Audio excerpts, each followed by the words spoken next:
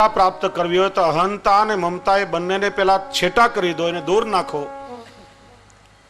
ત્યારે દીનતા પ્રાપ્ત થશે. એટલા માટે શરીરાચરણ આજ્ઞા કરે છે, નહીં સાધન સંપત્ત્યા હરિસ્તુષ્યતિ કદાચન ભક્ત્યા નામ દૈન્યમ એકમ હિ હરિતોષણ સાધનમ. પ્રભુને સંપત્તિની લાલચ આપું ને પ્રભુ રીજાય, કંઈક સામગ્રી રોગાવો ને પ્રભુ રીજાય, તો પ્રભુ કોઈ પણ લાલચ સાધન સંપત્તિથી પ્રાપ્ત થતા નથી. શ્રી હરિરાય ચરણ ભારપૂર્વક આજ્ઞા કરે છે, ભક્ત્યા નામ દૈન્યમ એકમ હિ હરિતોષણ સાધનમ. અહંતા ને મમતા છૂટે ત્યારે પ્રાપ્ત થાય. અહમ એટલે હું અને મમતા એટલે મારું. લૌકિકમાં જે આપણું મમત્વ રહેલું છે, જીવ સ્વભાવથી મારું મારું મારું કરતા જીવ મરી જાય છે, પણ પહેરેલા કપડા પણ આપણી સાથે આવતા નથી. ઘર મારું, પતિ મારો, પત્ની મારી, પુત્ર મારો, આ સગા સંબંધી બધા મારા, રૂપિયા પૈસા ગાડી બંગલાઓ મારા છે, પણ આ મારો અને તારો સંબંધ ક્યાં સુધી છે? જ્યાં સુધી શરીરમાં પ્રાણ છે ત્યાં સુધી. બેઠા હોઈએ ને અંતરમાંથી અંતર્યામી આપણને છોડીને જો પધારી ગયા, તો જેને આપણે કહીએ છીએ ને આ બધા મારા છે, પતિ પત્ની પુત્ર મિત્ર સગાઓ, 2 કલાક પણ ઘરમાં રાખવા તૈયાર થવાના નથી. કહેશે કાઢો આને જલ્દી અહીંથી, નહીં તો શરીરમાંથી દુર્ગંધ આવવા લાગશે. શરીર હતું ત્યાં સુધી બધું મારું હતું, પણ શરીર છૂટ્યું ત્યારે સંસારનો બધો જ સંબંધ પૂરો થઈ જાય છે. લૌકિક સંસારનો બધો સંબંધ શરીર સાથેનો છે અને પ્રભુનો સંબંધ અંતર સાથેનો છે, અને અંતરનો સંબંધ અંતર્યામીની સાથે જોડવાની દીક્ષા, એનું જ નામ બ્રહ્મ સંબંધ. પુષ્ટિજીવ જ્યારે બ્રહ્મ સંબંધ લે છે ત્યારે અષ્ટાક્ષર અને પંચાક્ષર મંત્ર દ્વારા આપણી અહંતા અને મમતાનું પ્રભુને સમર્પણ કરવામાં આવે છે. હું કોણ? દાસોહમ કહેતા અહંતાનું સમર્પણ થાય છે. હું પ્રભુનો દાસ છું. દાસ ભાવ પ્રગટ થતા દીનતા આવે છે અને અહમનું સમર્પણ થાય છે. મારું શું છે? તો કે ઠાકોરજી મારા છે.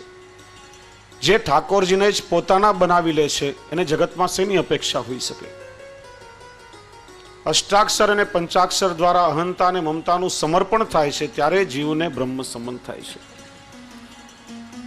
આ બંને બાધકો એવા છે કે લાખ પ્રયત્ન કરવા છતાં પણ જીવ એને તોડી કે છોડી શકતો નથી. સાધુ કે સંન્યાસી હોય, જંગલમાં જઈને કુટી બનાવીને રહેતો હોય, પણ હું એક સંત છું, હું વૈરાગી છું, આટલો હમ તો એની અંદર રહેતો જ હોય છે. કે આશ્રમ મારો છે કે આ કુટિયા મારી છે, એટલી મમતા પણ એની અંદરથી છૂટતી નથી. સંપૂર્ણ રૂપે એને તોડી કે છોડી શકાતી નથી. એટલે શ્રી મહાપ્રભુજી ઉપાય બતાવ્યો કે ના, પ્રભુને પ્રત્યે મોડી દો, પ્રભુને એનું સમર્પણ થઈ જશે તો તમારો સંસાર પણ અલૌકિક બની જશે. ગોસ્વામી તુલસીદાસજી યુવાનીમાં જ્યારે એમના લગ્ન થયા, ત્યારે એમની પત્ની રત્નાવલી ઉપર એમને ખૂબ જ આસક્તિ હતી. રત્નાવલી વગર એક ક્ષણ પણ રહી શકતા નહીં. એકવાર એ પત્નીને પિયરે જવાનો પ્રસંગ આવ્યો. તુલસીદાસજીથી એનો વિરહ સહન થયો નહીં. એક અંધારી તોફાની વરસાદની રાત, વીજળીના કડાકા ભડાકા થાય, અનરાધાર વરસાદ વરસે, પ્રગાઢ અંધકાર સર્જાયો. એ વરસાદની તોફાની અંધારી રાતમાં પત્નીના વિરહમાં પત્નીને મળવા નીકળી પડ્યા. કાદવ કીચડમાં પડતા અખડતા નદી પાસે આવ્યા. નદીમાં પૂર આવ્યું હતું, રેલ આવી હતી. એક મળદું એક શબ્દ તણાતું તણાતું આવ્યું. ઘડીક વીજળીનો ચમકારો થયો અને એમાં પેલા મળદાને લાકડું સમજી એને પકડી એના સહારે નદી તરીને પાર કરી. વૈષ્ણવ કાગડો હોય એને દિવસે દેખાય છે, રાત્રે દેખાતું નથી. ઘુવડને ફક્ત રાત્રે દેખાય છે, દિવસે દેખાતું નથી. આ બંને અડધો અડધો સમય આંધળા થઈ જાય છે.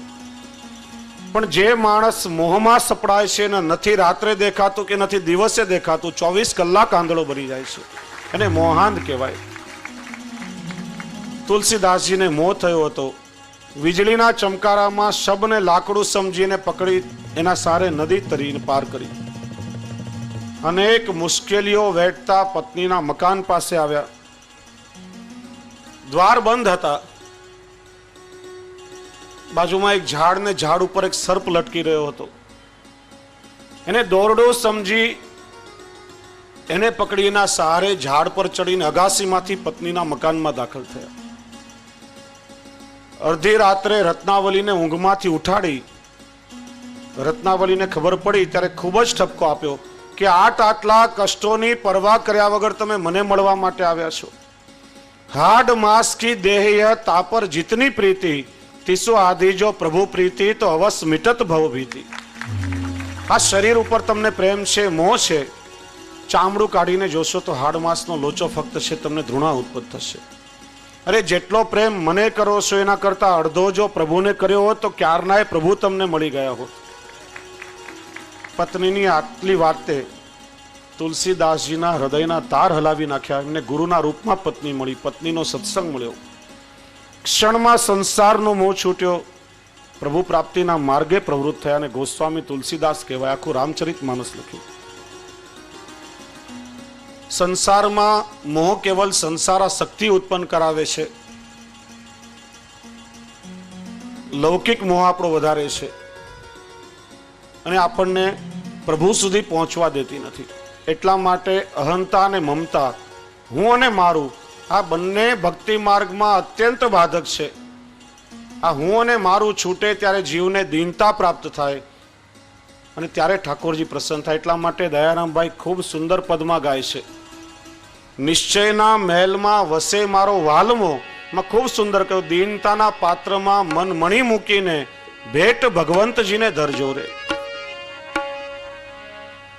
નિશ્ચયના મેલમાં વસે મારો વાલમો, નિશ્ચયના મેલમાં વસે મારો વાલમો, વસે મારો વાલમો, વસે બ્રજ લાડેલો. જે રે જાય તે જાખી પામે હોજી રે. નિશ્ચયના મેલમાં વસે મારો વાલમો.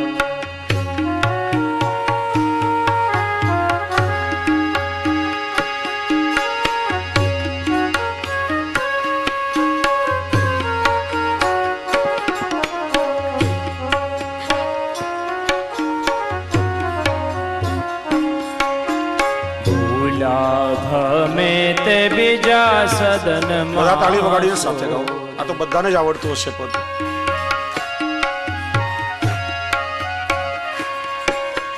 ભૂલા ભમે તે બીજા સદનમાં શોધે, હરી ના મળે એક ઠામે હોજી રે. નિશ્ચયના મેલમાં વસે મારો વાલમો.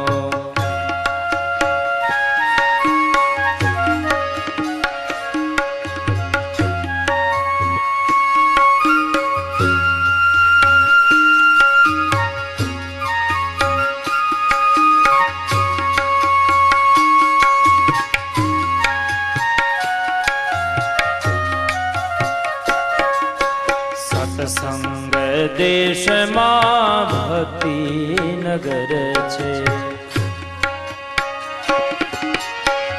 બધા ભાવથી ગાઓ. સત્સંગ દેશમાં ભક્તિ નગર છે. પ્રેમની પોળ પૂછી જાજો જીરે. નિશ્ચયના મેલમાં વસે મારો વાલમો.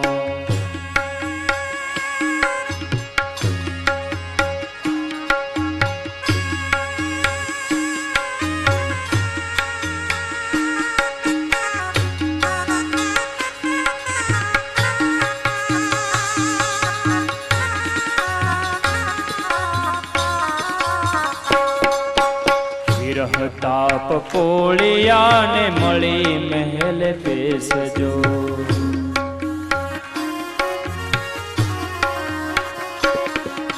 સેવા સીડી ચઢી બેડા થાજો જીરે. સેવા સીડી ચઢી ભેળા થાજો ઓજી રે નિશ્ચય ના મેલમાં વસે મારો વાલમો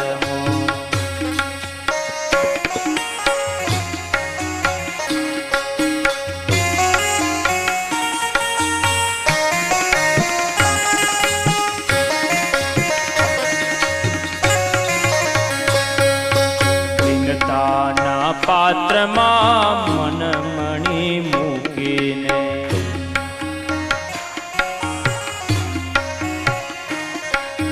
દીનતાના પાત્રમાં મનમણી મૂકીને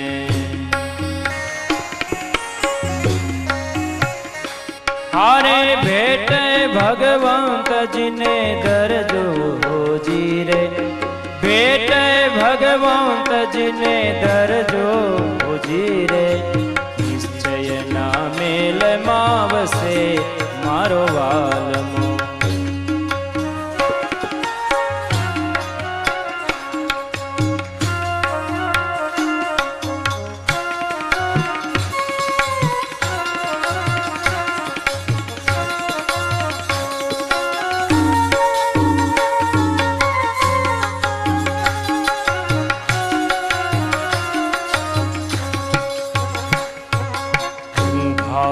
ભાવનો છાવર કરીને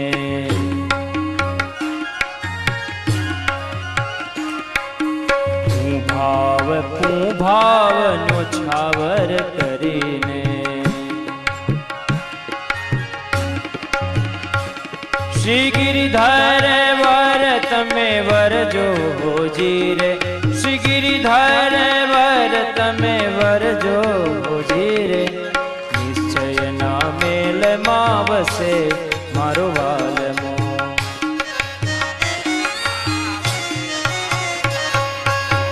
રે મંડાણનું મૂળ હરિ ઈચ્છા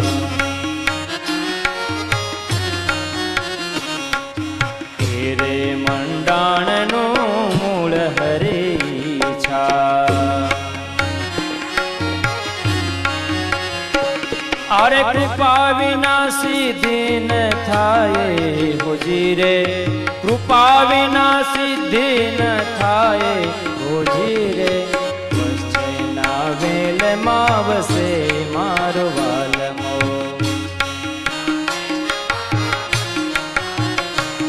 શ્રી વલ્લભ શરણ થકી સહુ પડે સહેલું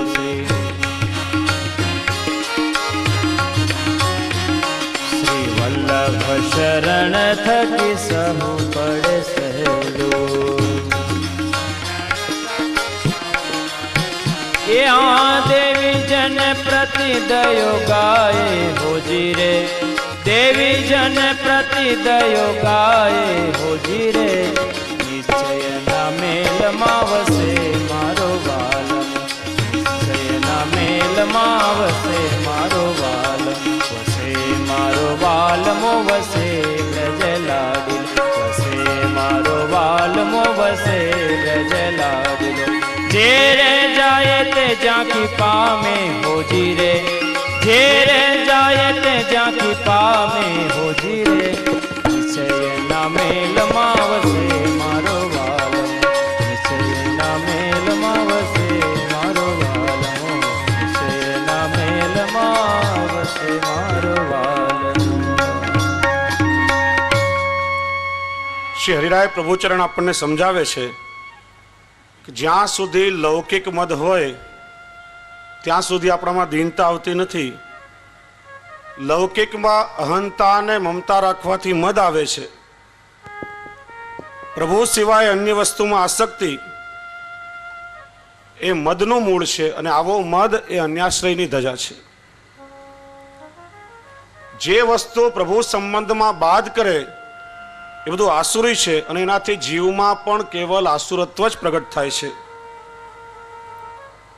આવા મદના પણ અનેક પ્રકાર છે અને એવો મદ જ્યારે જ્યારે જીવમાં આવે ત્યારે જીવે શું કરવું એ માટે શ્રી હરિરાય પ્રભુચરણે મદ ત્યાગ હેતુ નામનો એક ખૂબ સુંદર ગ્રંથ લખ્યો છે. અત્યારે ક્યાં ગ્રંથ પ્રાપ્ય નથી, પ્રાચીન પ્રતિઓ ક્યાંક એની પ્રાપ્ય હશે, પણ આમાં શ્રી હરિરાય પ્રભુ ચરણે મદના 20 પ્રકાર બતાવ્યા છે. અને સામાન્ય આપણે ભલે પોતાની જાતને દીનતાના પાત્ર માનતા હોઈશું, ઉજ્જૈનમાં એકવાર એક વૈષ્ણવને પ્રશ્ન થયો, પ્રભુ પ્રસન્ન થયા એમ ક્યારે જાણવું?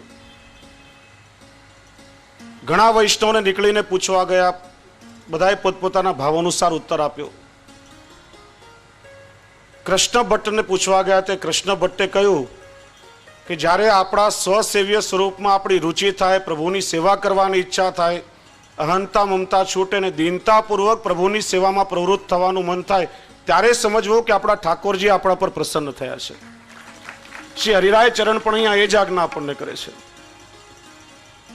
નાના નાના કેટલાય મદો એવા બતાવ્યા છે કે આપણને જાણે અજાણતા પણ આપણી અંદર ક્યારે પ્રવેશ કરી જાય એનું જ્ઞાન આપણને હોતું નથી. અને વૈષ્ણવોએ ખૂબ ધ્યાનથી એનું શ્રવણ કરો, કારણ કે આપણા જીવનમાં આવા મદ અવારનવાર અચાનક આવીને ઘૂસી જતા હોય છે, એનું અનુસંધાન પણ આપણને રહેતું નથી, ને એટલા માટે આપણી અંદર એનાથી જાગૃતિ આવે.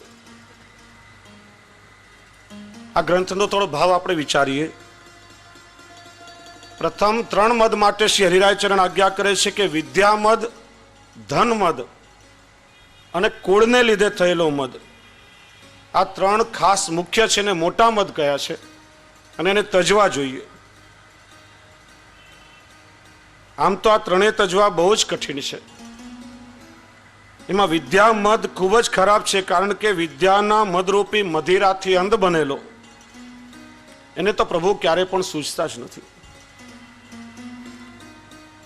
આવો વિદ્યાનો મદ આવે ત્યારે પુષ્ટિજીવે વિચાર કરવો કે પુષ્ટિ માર્ગે વિદ્યાનો મદ તો એ છે કે જેનામાં હંમેશા ભગવદ લીલાનો આવેશ રહે.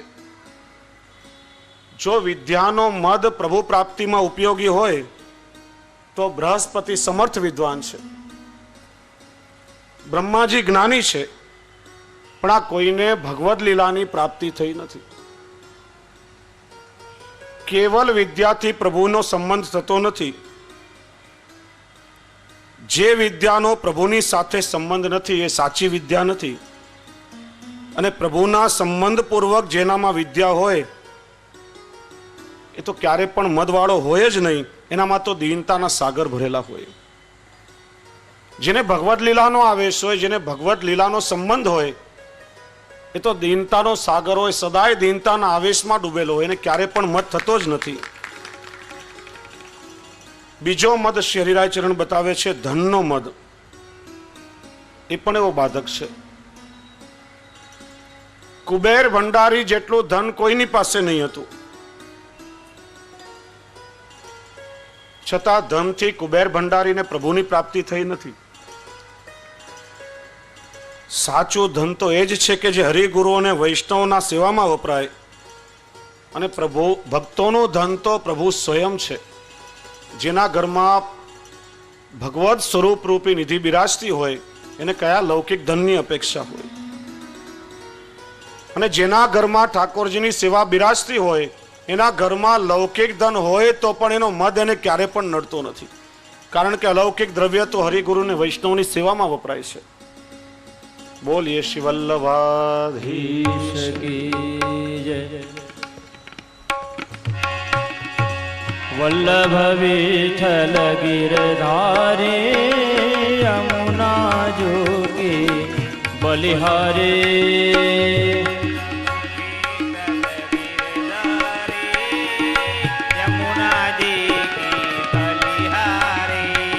શ્રી વલ્લભ વિઠ્ઠલ ગિરધારી યમુના જોગી બલિહારી.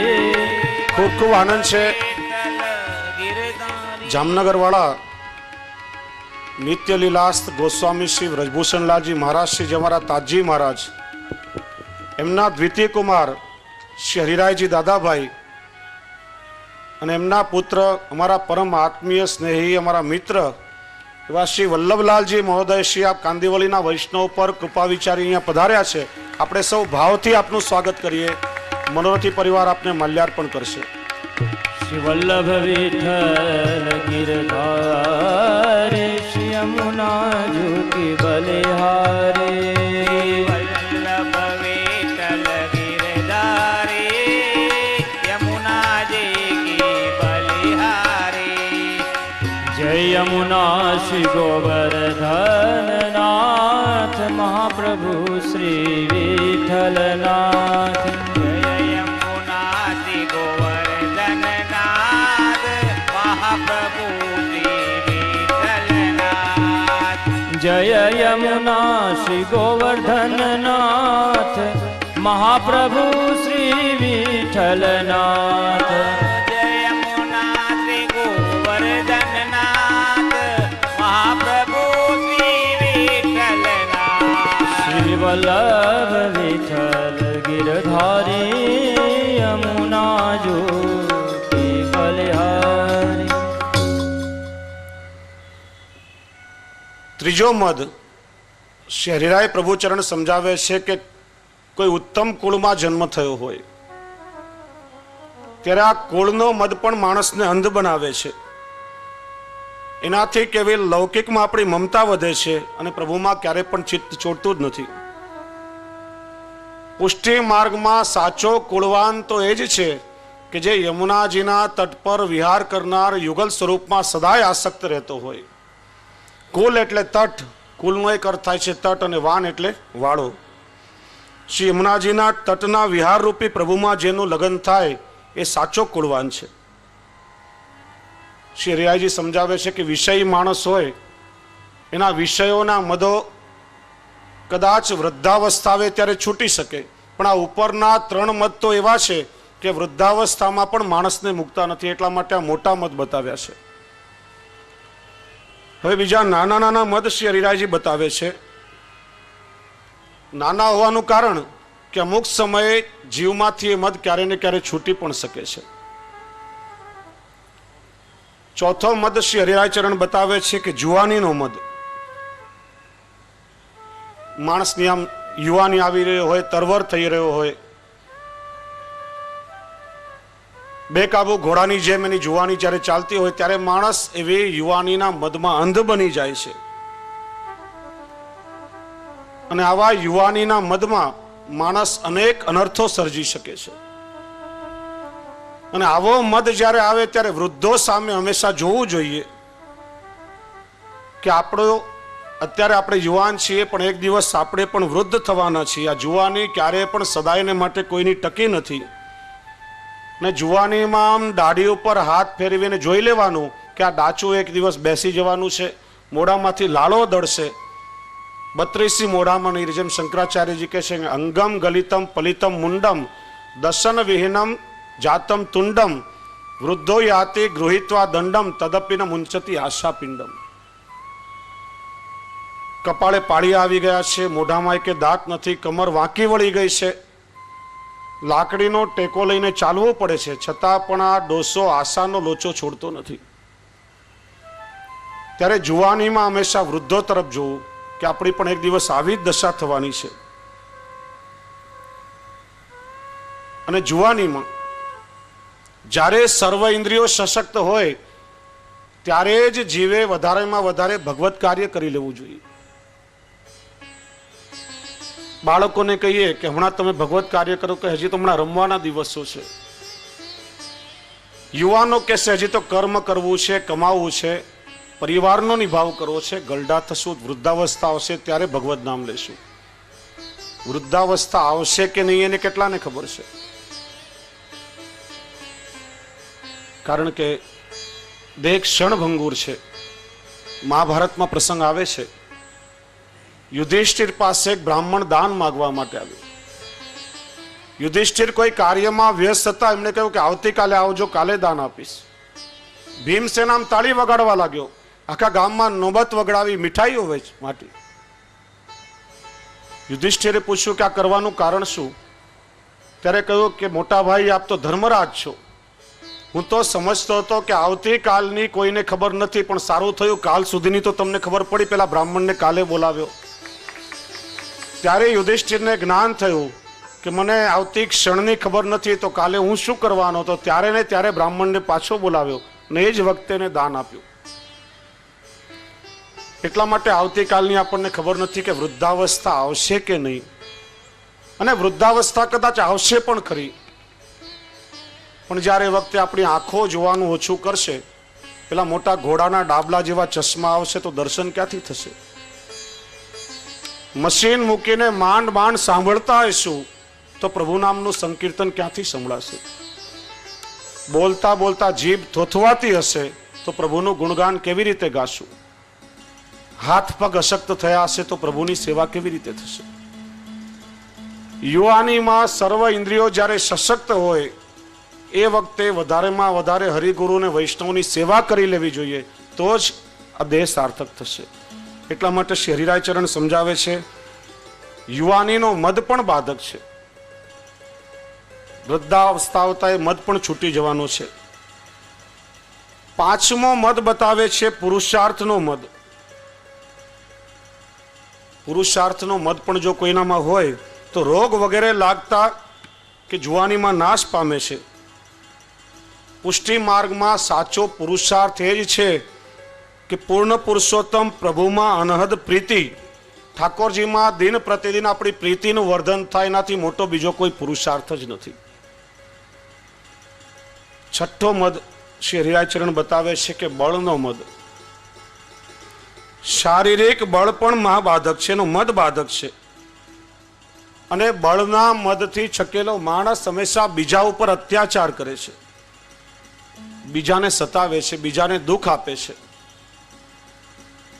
ભીમ કંઈ ઓછો બળવાન નહીં હતો, પણ કાળ આગળ ભીમનું પણ કંઈ ચાલ્યું નથી. બળવાન તો એ જ છે કે જે પોતાના પ્રેમ વડે પુરુષોત્તમને જીતે છે. તમારા સ્નેહથી તમે જે દિવસે ઠાકોરજીને જીતી લેશો એ જ સાચો બળ છે. પુષ્ટિ માર્ગમાં બળવાન એ જ છે. સાતમો મદ શ્રી હરિરાય ચરણ સમજાવે છે કે રૂપનો મદ.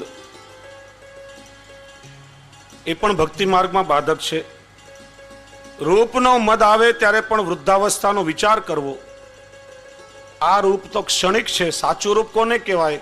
જે કાયમ માટે એમને એમ રહેવાનું હોય. અત્યારે તો ગળપણ આવી ગયું હોય, ઉંમર ઢળી રહી હોય, પણ એવા એવા સાધનો નીકળ્યા છે કે બ્યુટી પાર્લરમાં જઈને 70 વર્ષે પણ જુવાન થવાનો દેખાવાનો પ્રયત્ન કરીએ. ઠાકોરજીએ જે કુદરતી રૂપ આપણને આપ્યું હોય એને ભૂલીને પણ માત્ર બાહ્ય દેખાવ કરવા માટે આપણે દંભ ઊભો કરીએ છીએ. ધોળા વાળ આવી ગયા હોય તો 70 વર્ષે પણ પેલી કલાઈ લગાડીને કાળા વાળ કરાવવા જઈએ. જાત જાતની ફેશનો આજે આવી રહી છે. મારે તો એક હાસ્ય કલાકાર આવ્યા હતા, એક બહુ સરસ વાત કરી. એક બેન એકવાર બ્યુટી પાર્લરમાં ગયા, એના માથામાં ગણીને 3 જ વાળ. બ્યુટી પાર્લરમાં જઈને કહ્યું કે અમારા વાળની ચોટલી ગૂંથી આપો. પેલો બહુ મથ્યો, માંડ માંડ કરીને ચોટલી ગૂંથતા ગૂંથતા એક વાળ તૂટી ગયો, 2 જ વાળ બચ્યા. પેલો કે બેન તમારા 3જા ભાગના તો ગયા, હવે શું કરું? બેન કે વાંધો નહીં, એક કામ કર, મને પોની લઈ આપ. પોની લેતા લેતા વળી પાછો એક બીજો વાળ પણ તૂટી ગયો. બેન કે હવે એક જ વાળ બચ્યો, રહેવા દે, હું છૂટા રાખીશ, ખુલ્લા વાળ રાખીશ. ફેશનમાં માણસ કઈ ને કઈ કરે છે, સ્વરૂપવાન દેખાવાનો પ્રયત્ન કરે છે. શ્રી હરિરાય ચરણ આપણને સમજાવે છે કે આ જગતમાં સુંદર સ્વરૂપવાળા તો કેવલ ઠાકોરજી જ છે, અને એટલા માટે એમને કોટી કંદર્પ લાવણ્ય યુક્ત કહેવામાં આવે છે. કરોડો કામદેવ પણ જેના સ્વરૂપને જોઈને શરમાઈ જાય એવું સ્વરૂપ કેવલ ઠાકોરજીનું છે. આ રૂપ પણ કાયમ માટે રહેવાનું નથી, તો બાહ્ય દેખાવ અને દંભ કરવાનું શું અર્થ? એનો પણ ક્યારેય મદ નહીં કરવો. જીવનું સાચું રૂપ તો એ જ છે કે જેના મુખ ઉપર હંમેશા પ્રેમના ઓજસ્સો ઝલકે છે. 8મો મદ શ્રી હરિરાય ચરણ સમજાવે છે શીલનો મદ.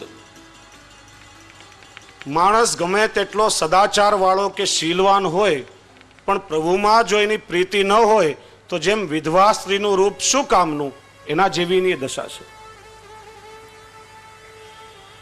સાચો શીલવાન એ જ છે કે જેની પોતાના પ્રભુમાં હંમેશા રતિ મતિ અને ગતિ રહેતી હોય. નવમો મદ, લૌકિકમાં આપણને બહુ સન્માન મળતું હોય એનાથી પણ માણસને મદ આવે છે. કોઈ ઊંચા સ્થાને હોઈએ, અવારનવાર લોકો ગળામાં ફૂલના હાર નાખે, જો એનું નામ જ છે હાર. શું કહેશે? તમને હાર પહેરાવીએ છીએ. જીતેલા માણસને પણ હરાવે એનું નામ છે હાર. એનાથી માણસને અહમ જ આવે છે, કેવલ અહમનું પોષણ થાય છે. દુનિયા આપણને શિર ઉપર લઈને કદાચ એકવાર ફરે, પણ એનાથી આપણે આત્માને શું લાભ થવાનો છે? આવું સન્માન મેળવવામાં આપણું મન રહે અને ઉલટો એનાથી કેવલ અન્યાશ્રય જ થવાનો છે. સાચું સન્માન શ્રી હરિરાયચરણ સમજાવે છે કે એ છે કે પ્રભુમાં પ્રીતિ થતા આપણા ઠાકોરજી આપણને માન આપે. જેમ દયારામભાઈ કહે છે કે વઢું ને તરછોડું તો એ મારી પૂઠે પૂઠે આવે. ગમે તેટલો ખીજાવો એને તરછોડું, પણ મારો પ્રભુ તો મારી પાછળ પાછળ આવે છે, ક્ષણ માત્ર પણ મને મૂકતો નથી. પ્રભુ પોતાના ભક્તની પાછળ પાછળ ફરે, એ જ ભક્તનું સાચું સન્માન છે. પંઢરપુરનો પ્રસંગ છે. વિઠ્ઠલનાથજી રૂક્ષ્મણીજી સાથે ઠાડા છે. હજારો ભક્તોની કતાર દર્શન માટે લાગેલી છે, પણ ભગવાન નીરવ અને શુષ્ક દ્રષ્ટિ કરીને ઠાડા છે. રૂક્ષ્મણીજી પૂછે છે કે ભગવાન, આટલા ભક્તો આપના દર્શન માટે આવ્યા છે, પણ આપના મુખ ઉપર પ્રસન્નતા જણાતી નથી. ભગવાને કહ્યું, આ જેટલા આવ્યા છે ને કોઈને કોઈ સ્વાર્થ લઈને પોતાના માટે આવ્યા છે, મારી પ્રસન્નતા માટે કોઈ આવ્યું નથી, ને એટલા માટે આજે મારા મુખ પર પ્રસન્નતા નથી. રૂક્ષ્મણીજી પૂછ્યો, હજારો ભક્તોમાં આપનો કોઈ એવો ભક્ત નહીં હોય જે આપની પ્રસન્નતાનો વિચાર કરે? વિઠ્ઠલનાથજી કહ્યું કે છે મારો એક ભક્ત એવો તુકારામ, પણ આજે એની તબિયત બગડી છે ને બિચારો દર્શન માટે આવી શક્યો નથી. ત્યારે રૂક્ષ્મણીજી કહ્યું, ભગવાન નથી આવી શક્યો તો શું થયું? ચાલો આપણે ઘરે જઈને ને દર્શન આપી આવીએ. હજારો ભક્તો કતારમાં ઊભા છે અને વિઠ્ઠલનાથજી રૂક્ષ્મણીજી સાથે તુકારામના ખાટલા પાસે ઠાડા છે. પ્રભુ ભક્તની પાછળ પાછળ આવે, એ જ ભક્તનું સાચું સન્માન છે. જગત તો જ્યાં સુધી આપણે જગતની અપેક્ષાઓ પૂરી કરશું ત્યાં સુધી તાલી, નહીં તો પછી ગાલી. જે દિવસે આપણે જગતની અપેક્ષાઓ સંતોષી નહીં શકીએ તે દિવસે આ જ જગત આપણને નીચે પણ પાડી દેશે. માટે કદાચ સંસારમાં લૌકિકમાં લોકો માન સન્માન આપે તો એનો પણ મદ ભક્તોએ ક્યારે કરવો નહીં. 10મો મદ શ્રી હરિરાયચરણ સમજાવે છે કે વેપારમાં, વ્યવસાયમાં, ધંધામાં બહુ કુશળતા હોય, ખૂબ સારું કમાતા હોઈએ, ખૂબ સારી આવડત હોય, તો પણ જીવાત્માને એનો મદ થાય છે, મારા જેવો વેપાર કોઈને આવડતો નથી. શ્રી હરિરાયચરણ સમજાવે છે કે લૌકિક ધંધાની કુશળતા શું કામની? જે વેપાર પ્રભુ સંબંધ વાળો નથી એ તો ઉલટો ભગવત પ્રાપ્તિમાં બાધક છે. અહીં તો પુષ્ટિ માર્ગમાં ઠાકોરજીની સેવા અને સ્મરણમાં કુશળતા જોઈએ, અને એવી કુશળતા હોવા છતાં પણ શ્રી હરિરાયજીની પેઠે દીનતા જોઈએ. ઠાકોરજીની સેવા અને સ્મરણમાં જો કુશળતા હોય, 12 મહિનાનો સેવાનો ક્રમ કંઠસ્થ રહેતો હોય, ખૂબ સુંદર સેવા પહોંચતા હો, તો પણ શ્રી હરિરાયજીની પેઠે દીનતા જોઈએ. 11મો મત બતાવે છે, પોતાના સગા સંબંધીઓનું હું પોષણ કરું છું, એનો પણ આપણને મદ થાય છે. જીવે વિચારવાનું કે જીવનું શું ગજું કે આપણે કોઈનું પોષણ કરી શકીએ. પ્રભુ સર્વસમર્થ છે, જગતના નાથ છે. ભગવાને પોતે કહ્યું છે કે મારા જીવોનું યોગક્ષેમ હું પોતે વહન કરું છું. ઘણીવાર આપણે લૌકિકમાં કોઈને કહીએ છીએ, જોજો હું નહીં હોઉં તો તમારી શું દશા થશે, હું છું તો તમારું ઘરબાર ચાલે છે. એનો મદ પણ આપણને થાય છે. અને કદાચ કોઈ આપણું ભરણ પોષણ કરતું હોય, લૌકિકનો આશય રાખીએ, એમાં મમતા રાખશું તો પણ શ્રી હરિરાયચરણ સમજાવે છે કે એનાથી પણ અન્યાશ્રય થશે. એક મુનિમ શેઠને ત્યાં નોકરી કરે. શેઠ ખૂબ સંપન્ન, સમર્થ અને ખૂબ ભક્તિભાવ વાળો. અવારનવાર પેલા મુનિમને ત્યાં આવતા નાના મોટા પ્રસંગો એનો આ શેઠ નિભાવ કરે. મુનિમને ત્યાં નાની દીકરી પરણાવવાનો છેલ્લો પ્રસંગ, શેઠ પાસે આવીને યાચના કરી, શેઠ છેલ્લી દીકરીનો પ્રસંગ હવે બાકી છે, આ પ્રસંગ પાર પડે તો સમજો કે મારું જીવન પાર. શેઠે કહ્યું, તારી દીકરી મારી દીકરી છે, ચિંતા નહીં કર, લગ્નમાં જેટલો પણ ખર્ચ થશે બધો દ્રવ્ય હું આપીશ. મુનિમ નિશ્ચિંત થઈ ગયો કે હવે તો કોઈ મારે માથાકૂટ નથી, બધું ટેન્શન ચાલ્યું ગયું. બન્યું એવું કે દીકરીના લગ્નને 2 જ દિવસ બાકી હતા, આ શેઠને હાર્ટ એટેક આવ્યું ને હાર્ટ ફેલ થઈ ગયું. હવે મુનિમનો પ્રસંગ કોણ ચલાવે? લૌકિકમાં જેટલો આશ્રય કરીએ છીએ એના કરતા અડધા ભાગનો જો પ્રભુનો આશ્રય દ્રઢ થઈ જાય ને તો કોઈનો પણ આશ્રય કરવાની આવશ્યકતા નથી. ઠાકોરજીની કૃપાથી આપણું સર્વસ્વ વહન થશે. પ્રભુ સર્વ સમર્થ છે અને આપણા દ્વારા કોઈનું ભરણ પોષણ થતું હોય તો એનો પણ મદ આપણે કરવો જોઈએ નહીં. કારણ કે આ દેહ આજે છે, આજે આપણે છીએ અને કાલે આ દેહ છૂટી પણ જશે તો કાલેનું ભરણ પોષણ કોણ કરશે? જીવ કોઈનું ભરણ પોષણ કરી શકતું નથી, જીવનું ભરણ પોષણ પ્રભુ કરે છે. એટલા માટે શ્રી હરિરાય ચરણ આજ્ઞા કરે છે, લૌકિકમ વૈદિકમ ચાપી સ્વયં સાધયિતા પ્રભુ. ભક્તના લૌકિક અને વૈદિક દરેક મનોરથો કેવલ પ્રભુ સિદ્ધ કરે છે. જીવનું સામર્થ્ય નથી કે કંઈ પણ સિદ્ધ કરી શકે. 12મું મદ શ્રી હરિરાય ચરણ બતાવે છે દાતાપણાનો મદ. અવારનવાર કોઈને દાન આપતા હોઈએ ત્યારે એનો મદ પણ મનમાં થાય છે, પણ જીવે વિચારવું કે જીવનું શું ગજવું કે પોતે દાતાપણાનો મદ રાખે. એને તો બ્રહ્મ સંબંધ વખતે સર્વસ્વ પોતાના પ્રભુને સમર્પિત કરેલું છે. સ્વતંત્ર આપણી પાસે છે શું કે આપણે કંઈ આપી શકીએ? ભગવત કૃપાથી દૈવી દ્રવ્યનો વિનિયોગ ભગવત સેવાર્થે થયો હોય ને તો પણ એનો મદ આપણને આવે છે. તમે જુઓ, હવેલીમાં દર્શન કરવા માટે જઈએ, હિંડોળાના દિવસ હોય, શ્રાવણ મહિનો હોય કે ઉષ્ણકાળમાં ફૂલ મંડલીના મનોરથ થતા હોય, ભગવત કૃપાથી યત કિંચિત દૈવી દ્રવ્યનો વિનિયોગ ભગવત પ્રીત્યર્થે આપણે કરાવીએ, પણ એનો મદ પણ મનમાં આવ્યા વગર રહેતો નથી. ઘરે જતી વખતે રસ્તામાં જેટલા વૈષ્ણવ મળે ને આપણે કહેતા જઈએ, આવતીકાલે દર્શન કરવા આવજો, કાલે તો મારી ફૂલ મંડલી છે, કાલે બધા ચોક્કસ આવજો, કાલે તો મારા હિંડોળા છે, કાલે મારો રાજભોગ છે, કાલે મારો મંગળભોગ છે. અરે મારો રાજભોગ ને મારો મંગળભોગ થયો તો ઠાકોરજીને અરોગશે કેવી રીતે? આપણું કંઈ સામર્થ્ય નથી કે આપણે પ્રભુને માટે પણ કંઈ આપી શકીએ. આ તો ઠાકોરજીએ કૃપા કરીને જે દૈવી દ્રવ્ય આપણી પાસે હતું એનો સ્વીકાર પ્રભુ કરી રહ્યા છે. દાતાપણાનો મદ પણ જો આપણને થશે તો પણ જીવનો બગાડ થશે. મહાભારતમાં યયાતિની કથા આવે છે. યયાતિ રાજા ખૂબ જ દાનવીર હતો અને દેવીએ પ્રસન્ન થઈ 1000 વર્ષ ઇન્દ્રાસન ભોગવવાનું વરદાન આપ્યું. યયાતિ સ્વર્ગમાં આવ્યો, ઇન્દ્ર આસન પરથી નીચે ઉતરી ગયો, યયાતિને આસન પર બેસાડી પોતે નીચે બેઠો. હવે ઇન્દ્રએ થોડી ચાલાકી કરી. ઇન્દ્ર યયાતિના વખાણ કરવા લાગ્યો કે રાજા, તમે કેટલા પુણ્યના કામ કર્યા હશે.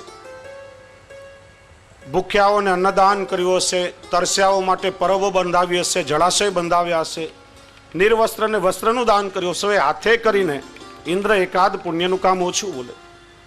યયાતિ તાપસી પૂરે કે રાજા, તમે ભૂલી ગયા, આટલા પુણ્યના કામ મેં વધારે કર્યા છે. એકાદ કલાક વાર્તાલાપ ચાલ્યો. ઇન્દ્રએ કહ્યું કે રાજા, તમારા કરેલા પુણ્યકર્મ હું બોલતો ગયો અને તમારા મોઢેથી એકરાર કર્યા, બધું પુણ્યકર્મ ખલાસ થઈ ગયું. ઉતરો ઇન્દ્રાસન પરથી નીચે. 1000 વર્ષ ઇન્દ્રાસન ભોગવવાનું વરદાન મળ્યું, કલાકમાં નીચેને ઉતારી મૂક્યું. એટલા માટે જ આપણે ત્યાં કહેવાયું છે, જે કોઈ સદકાર્ય આપણા હાથે આપણે કરીએ એને મનમાં રાખવું જોઈએ. અને જાણે અજાણે કોઈ ભૂલ આપણાથી થઈ જાય તો ઠાકોરજીની સન્મુખ કે ગુરુની સન્મુખ જઈ અને વિનંતી કરીને એનો સ્વીકાર કરી લેવો. ક્રિશ્ચન ધર્મમાં પણ કન્ફેશન કરવાનો પ્રથા છે, એવી પ્રથા છે. ત્યાં ચર્ચમાં જઈને ભગવાન અને પાદરી સાંભળે એ રીતે પોતાના કરેલા અપરાધોને જાહેરમાં કહે છે. કારણ કે નિયમ છે જે પણ કર્મનો આપણે આપણા મોઢાથી એકરાર કરશું એ કર્મ ક્ષીણ થાય છે, એના બંધનો કપાય છે. આપણે લોકો કરીએ છીએ શું? જે કંઈ દુષ્કર્મ આપણાથી થાય એને આપણે ગુપ્ત રાખીએ છીએ, અને જે પણ સદકાર્ય હોય, ક્યાંય પણ ધર્માદો કરીએ, ડોનેશન આપીએ, તો સૌથી પહેલા પ્રશ્ન કે મારી તકતી કેટલી મોટી લાગશે. કોઈ પણ જગ્યાએ તમે દાન આપ્યું ને તમારા નામની તકતી લાગી તો સમજવાનું કે પુણ્યનું ફળ તમને મળી ગયું છે, ઉપર માટે કંઈ બેલેન્સ હવે બાકી રાખ્યું નથી. અમેરિકા જઈએ તો રૂપિયાને ડોલરમાં કન્વર્ટ કરવા પડે, બ્રિટનમાં જઈએ તો રૂપિયાને પાઉન્ડમાં કન્વર્ટ કરવા પડે, જે દેશમાં જઈએ ત્યાંનું ચલણ વાપરવાનું હોય. ભારતના રૂપિયા બધે ચાલતા નથી. તો ક્યારે વિચાર કર્યો કે આપણે ઉપર જઈશું તો ત્યાં શું ખર્ચ કરશું, ત્યાં વાપરવા માટે શું છે? એટલા માટે આપણી પ્રણાલિકા કહે છે કે જે કંઈ સદકર્મ આપણાથી થાય એને મનમાં રાખો, લોકો પાસે બડાઈની અપેક્ષા નહીં રાખો. એ તો ઘણીવાર તમે જો માણસ કોઈ પંખો દાનમાં આપે, પંખાના 3 પાખડામાં વળી પાછા ઘરના 3 સભ્યના નામ લખાવે, ભલે 3 પેઢી ઉપર આમ ગોળ ગોળ ફરતી જ રહે, કઈ વાંધો નહીં, પણ નામ લખાવવું જોઈએ ચોક્કસ. આ દાતાપણાનો મદ પણ ભક્તિ માર્ગમાં બાધક છે, અને એવો મદ પણ જીવે તજવો જોઈએ. 13મો મદ શ્રી હરિરાય ચરણ બતાવે છે કે શત્રુના વિગ્રહનો, કે આપણા શત્રુને આપણે જીતીએ તો પણ જીવાત્માને મદ આવે છે, પણ એનાથી આત્માને શો લાભ? ત્યારે મનમાં વિચાર કરવાનો. સાચો મરદ તો એ જ છે કે આપણા અંદરના શત્રુઓ કામ, ક્રોધ, લોભ, મોહ, મદ, મત્સર એને જીતે છે. બહારના શત્રુઓને જીતીએ તો એ જીત્યું ન કહેવાય, પણ જે અંદરના શત્રુઓને જીતે એ જ સાચો વિજય છે. બોલીએ શ્રી વલ્લભાધીશ કી. શ્રી વલ્લભ વિઠ્ઠલ ગિરધારે યમુના જોકી બલિહારે.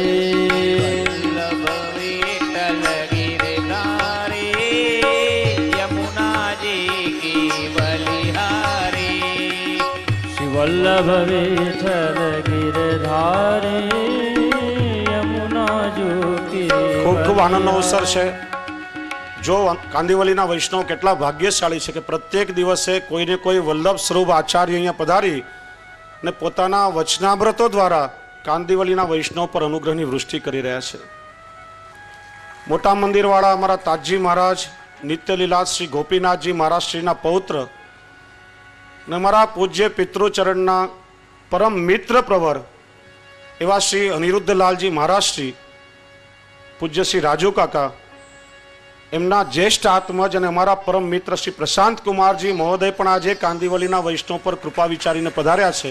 આપણે સૌ ખૂબ ભાવથી આપનું સ્વાગત કરીએ અને આપને પુષ્પ માલ્યાર્પણ થશે.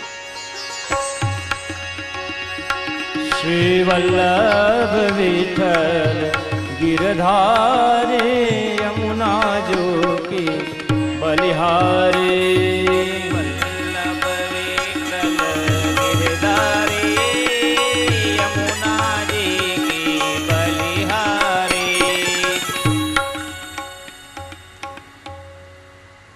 14મો મદ શ્રી હરિરાય ચરણ બતાવે છે કે આપણને અત્યંત સંતાન હોય તો પણ જીવને એને મદ થાય છે. ઘણા બધા સંતાનો હોય તો જીવને મદ થાય છે, પણ ત્યારે વિચારવું કે એનાથી શો લાભ? સેંકડો પ્રજા હોય તો પણ તો કે પ્રભુની પ્રાપ્તિમાં આપણને મદદરૂપ થવાની નથી.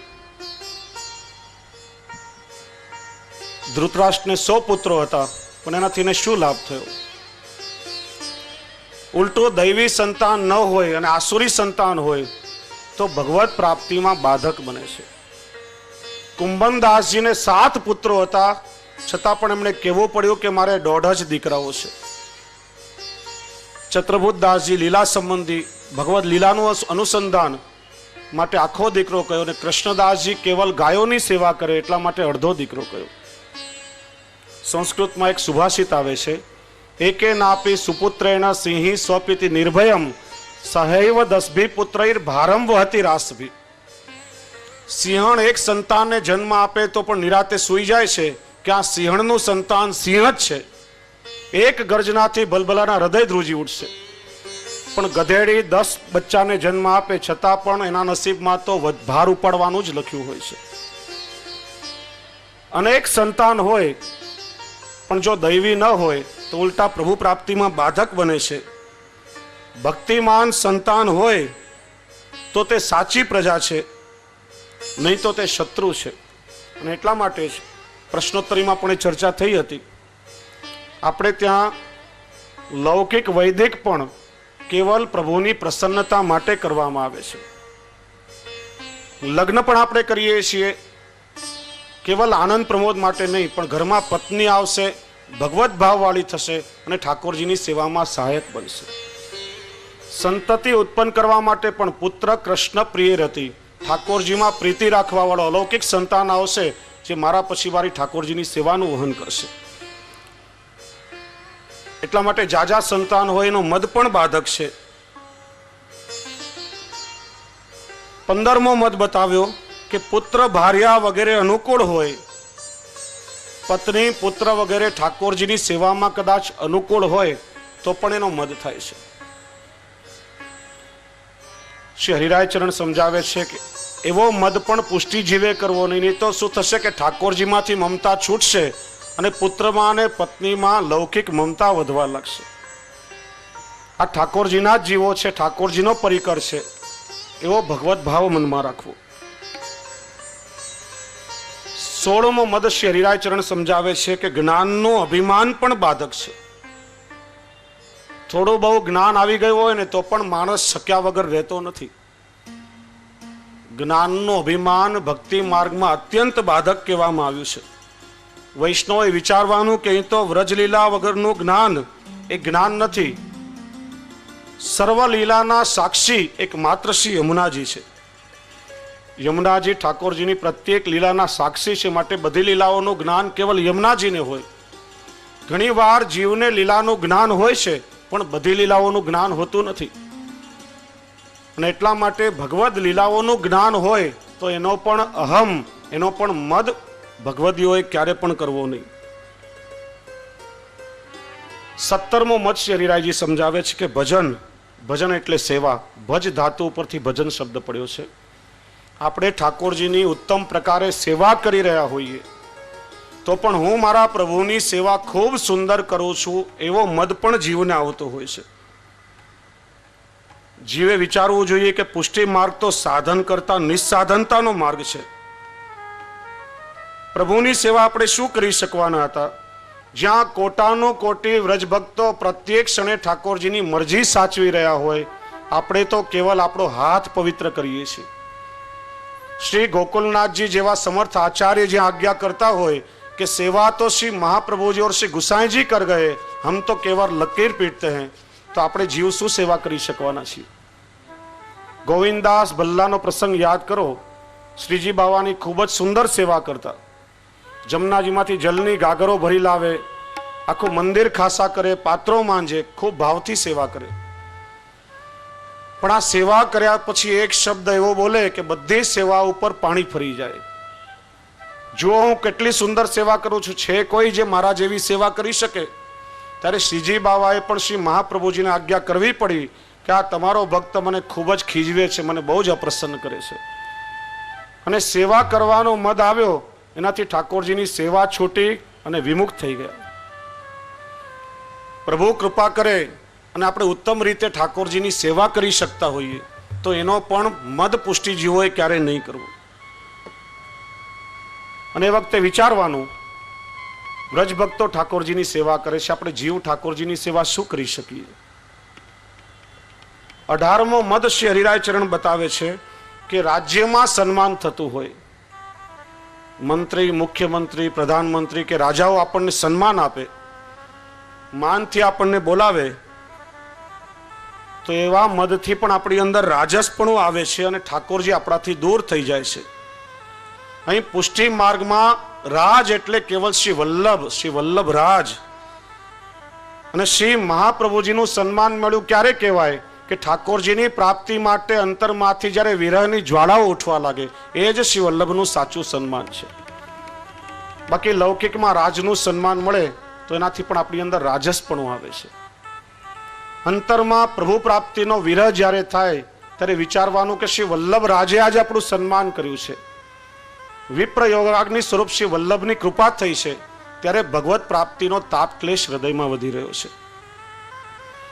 19મો મદ શ્રી હરિરાય ચરણ બતાવે છે, કોઈ કાર્ય કરવા માટે વૃદ્ધો આપણા કરતા વડીલો આપણી અનુમતિ લે, આપણને પૂછી પૂછીને કાર્યો કરે, આપણું અનુમોદન લે, ત્યારે એનાથી પણ આપણને મદ આવે છે, અભિમાન થાય છે. પણ એ અભિમાન પણ ભક્તિ માર્ગમાં બાધક છે, કારણ કે એનાથી પણ કેવલ લૌકિક પ્રતિષ્ઠામાં આપણું ચિત્ત લાગે છે અને જીવ નીચે પડે છે. અને છેલ્લો 20મો મદ શ્રી હરિરાય ચરણ બતાવે છે કે શયન અને આહારથી પણ જીવને મદ થાય છે. પુષ્ટિ જીવે વિચાર કરવો કે ગમે તેવો આહાર લઈએ પણ ભક્તોનો આહાર તો કેવલ ભગવત ભજન છે ને સાક્ષાત વિહાર રૂપી આહાર ન મળે ત્યાં સુધી લૌકિક વૈરાગ્યનું પણ કંઈ ફળ મળતું નથી. અહીં જ્યાં વૈરાગ્ય એટલે વિરાગ એટલે ઘર બાર છોડી સંન્યાસ લઈને ચાલ્યા જેવું નહીં, પણ લૌકિક વૈદિકમાં અપ્રીતિ અને ઠાકોરજીમાં વિશેષ રાગ, ઠાકોરજીમાં બહુ પ્રેમ, એનું જ નામ છે વૈરાગ્ય અને એને જ વિરક્ત કહેવાય છે. પુષ્ટિ માર્ગમાં ઘર બાર છોડીને વૈરાગ્ય લેવું નામ વિરક્ત નહીં, પણ વી એટલે સુકાઈ જવું અને રક્ત એટલે રુધિર. ઠાકોરજીના વિરહાગ્નિથી જેના શરીરમાંથી રક્ત પણ સુકાઈ જાય એ સાચો વિરક્ત છે. અને આવી રીતે અનેક પ્રકારના નાના મોટા મદ જીવાત્મામાં હોય છે. અને આ મદ જ્યારે જ્યારે આવે ત્યારે એની નિવૃત્તિનો પ્રકાર પણ શ્રી હરિરાય ચરણે બતાવ્યો છે. આ 20 પ્રકારના મદ શ્રી હરિરાય ચરણે મદ ત્યાગ હેતુ નામના ગ્રંથમાં બતાવ્યા છે. આ અહંતા અને મમતા આ બંને જ્યારે છૂટી જાય ત્યારે જીવને દીનતાની પ્રાપ્તિ થાય છે. આવી રીતના પ્રકારના મદો જીવાત્મામાં હોય એની નિવૃત્તિ માટે શ્રી હરિરાયજી આપણને ઉપાયો બતાવે છે. 6 પ્રકારના ઉપાય શ્રી હરિરાય પ્રભુ ચરણે બતાવ્યા છે.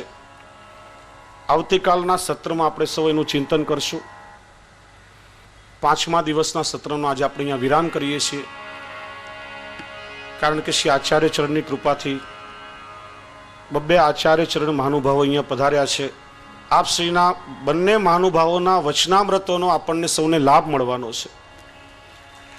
પણ પહેલા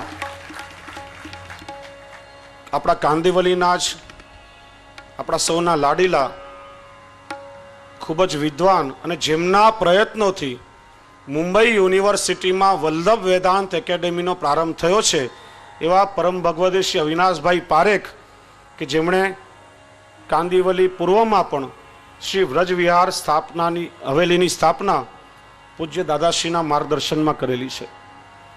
કે અવિનાશભાઈ પારેખ અહીંયા આવ્યા છે. આપણે સૌ તાળીઓ વગાડીને એમનું સ્વાગત કરીએ.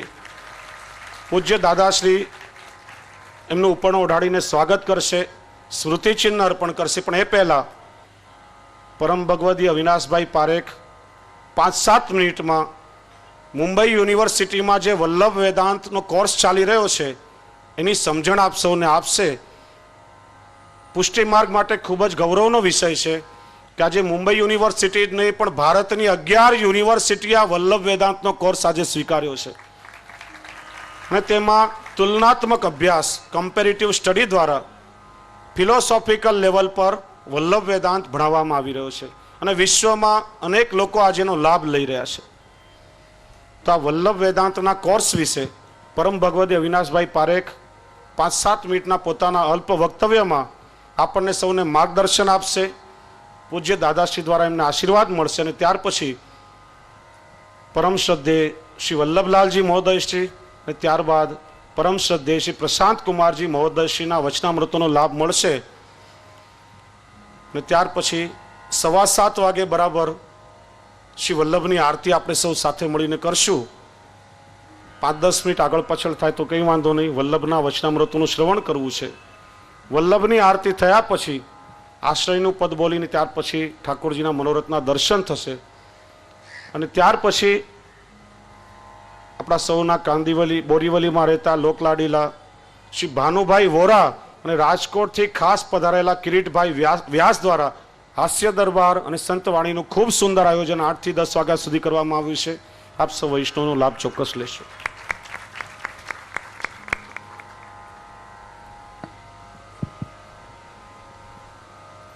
વલ્લભકુળના ચરણ કમળોમાં સદૈન્ય દંડવત અને સૌ વૈષ્ણવોને સવિનય જય શ્રી કૃષ્ણ.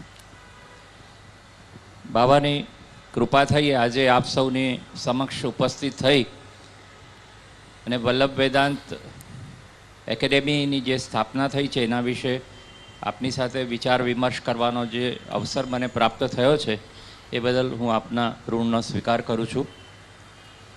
મારે આપ સૌ વૈષ્ણવોને જણાવવું છે કે આપણે હવેલીમાં આવીએ છીએ, વચનામૃતનો આનંદ લઈએ છીએ અને સમજવાનો પ્રયાસ કરીએ છીએ વૈષ્ણવ સંપ્રદાયના સિદ્ધાંતોને.